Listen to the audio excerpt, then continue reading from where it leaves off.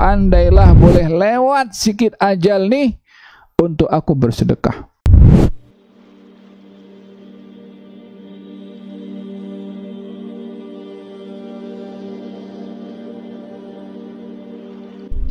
Fakulu mimma ghanimtum halalan thayyiba, maka bolehlah bagi kamu untuk mengambil daripada harta rampasan perang halalan thayyiban, halal dan juga baik. Apa yang halal yang baik? Ghanimtum, ghanimah, harta rampasan perang. Baginda Rasulullah sallallahu alaihi wasallam bersabda, u'titu khamsan lam yu'tahunna ahadun min qabli. Saya diberi 5 perkara yang tidak diberikan kepada nabi-nabi sebelum saya. Yani ada 5 keistimewaan. Yang pertama, nusirtu birru'bi masirata syahrin. Saya diberi kekuatan oleh Allah untuk musuh takut berhadapan dengan saya dalam masa sebulan. Belum bertemu dalam sebulan, sudah mereka gerun. Kemudian yang kedua adalah wa uhillat liyal ghanaim.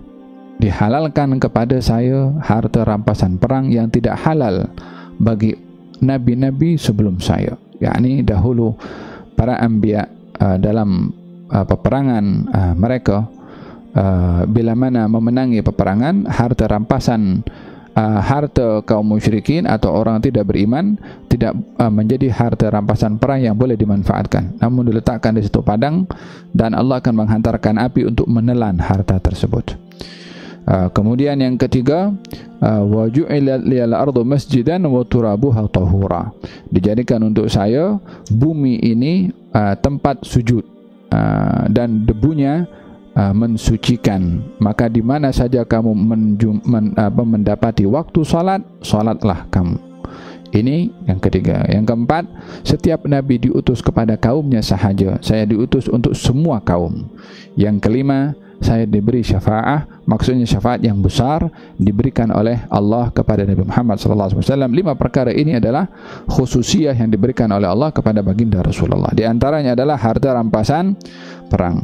Fakulu mimma ghanimtum, makalah daripada ambillah daripada harta rampasan perang itu halalan thayyiba, yang halal dan juga baik. Wattaqullah, walaupun harta rampasan perang itu halal dan juga baik, namun bertakwalah kepada Allah. Bertakwa dalam menggunakan harta, bertakwa di dalam menjadikan seseorang sebagai hamba sahaya hasil daripada peperangan atau tawanan perang. Yani orang yang menjadi tawanan perang akan menjadi hamba sahaya. Tetap itu, dan hamba sahaya adalah harta. Dalam hal ini harta, bagi yang memiliki harta hendaklah bertakwa di dalam menggunakan hartanya, di dalam memiliki hamba sahayanya, di dalam menggunakan harta benda berupa uangnya. Wattaqullah, takutlah kamu kepada Allah akan harta yang kamu miliki. Penonton dirahmati oleh Allah, harta adalah amanah. Harta ini amanah daripada Allah kepada orang yang diberi harta, sejauh mana ia menggunakan harta dan daripada mana ia mendapatkan harta. Pada dasarnya Allah Subhanahu wa ta'ala menjadikan segala kekayaan yang ada di atas muka bumi ini untuk manusia. Manusia dilahirkan tidak terus memiliki harta, tapi daripada lemah, memiliki kekayaan setelah diberi oleh Allah Subhanahu wa taala. Oleh sebab yang demikian, baginda Rasulullah sallallahu alaihi wasallam bersabda, tidak akan tergelincir kaki seseorang nanti di hari kiamat kecuali akan disoal 4 perkara. Di antaranya adalah wa an malihi min aina iktasaba wa fima anfaqa, tentang hartanya, daripada mana ia dapat, kepada apa ia gunakan harta. Faham dong? Wattaqullah, hendaklah kamu bertakwa kepada Allah di dalam menggunakan harta. Walaupun hartanya sendiri digunakan untuk pembaziran, harta digunakan untuk hal yang mungkar, harta dilaburkan di tempat-tempat yang haram, harta dijadikan sebab pinjaman yang membawa riba, maka ini bahagian daripada harta yang akan disoal. Wattaqullah, hati-hati kamu, bertakwalah kamu, takutlah kamu kepada Allah akan harta yang diberikan oleh Allah kepada kamu. Ya, terkadang harta itu akan menjadi malapetaka bagi seseorang.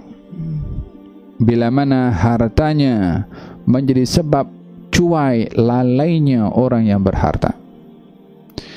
Dan harta itu boleh menjadi sebab keuntungan dan kebahagiaan bagi seseorang bila mana harta tadi digunakan dengan tujuan mendapatkan manzilah, kedudukan yang tinggi di sisi Allah Subhanahu wa taala dengan harta. Walihada di antara khabar yang disampaikan oleh Allah dalam Al-Qur'anul Karim kepada mereka yang ajalnya sudah tiba, minta balik kepada Allah ke dunia, meminta kepada Allah balik ke dunia untuk bersedekah dengan hartanya. Dalam Al-Quran Allah Subhanahu wa taala berfirman, "Wa anfiqu mimma razaqnakum min qabli ay ya'tiya ahadakumul mautu fayaqula rabbi laula akhartani ila ajalin qarib fa as-saddaqa wa akum minas salihin." Dan infakkanlah harta, yakni rezeki yang diberikan oleh Allah Subhanahu wa taala kepada kamu sebelum datang kematian kepada kamu, yang kalau ajal tiba kepada kamu, kamu meminta kepada Allah, andailah boleh lewat sikit ajal nih untuk aku bersedekah.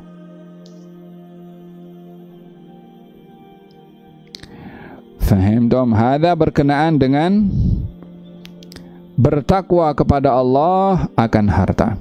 Dhahaba ahlud duthur bil ujur. Orang miskin datang kepada Nabi mengeluh tentang orang kaya.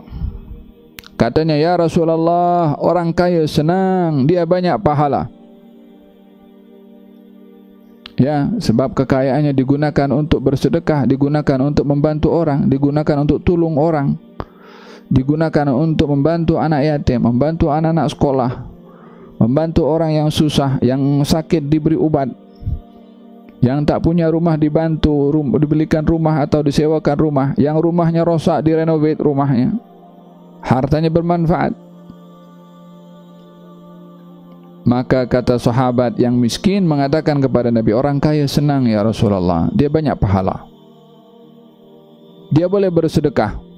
Sudahlah orang kaya berpuasa macam kita, salat macam kita, tapi kelebihannya mereka bersedekah. Kita tak boleh bersedekah, kita miskin, tak punya harta. Maka kata Nabi, Allah sudah menjadikan untuk kamu sedekah selain daripada harta. Tasbih sedekah, tahmid sedekah, takbir sedekah, tahlil pun sedekah. Bersedekahlah kamu dengan tasbih, tahmid dan tahlil. فإن في كل تسبيحة صدقة في كل تحميدة صدقة في كل تهليلة صدقة في كل تكبيرة صدقة. Maka orang miskin pun bersedekah dengan zikir. Orang kaya tahu orang miskin bersedekah dengan zikir, orang kaya pun berzikir juga. Maka orang miskin patah balik bagi tahu, ya Rasulullah, orang kaya pun berzikir macam kami juga.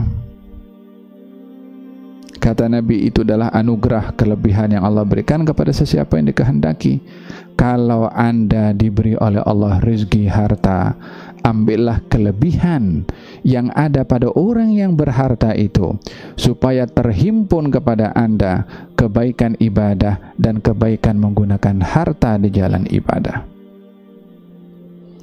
Jadilah orang yang berharta yang menggunakan hartanya di jalan Allah. Pada masa yang sama, solat jamaahnya dijaga, zikirnya dijaga, tasbihnya dijaga, i'tikafnya pun dijaga, Qur'annya pun juga dijaga.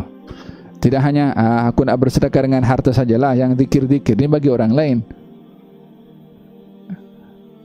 Tak himpunkan selagi ada ruang. Ini Allah beri anugerah kepada mereka yang diberi harta oleh Allah Subhanahu wa taala yang mungkin tidak didapat oleh orang lain. Ambillah peluang itu untuk mendapatkan dua kebaikan, kebaikan kekayaan di dunia dan kebaikan kekayaan di akhirat. Ni'mal malus salih fir rajulis salih. Sebaik-baik harta yang baik kalau berada di tangan orang yang baik.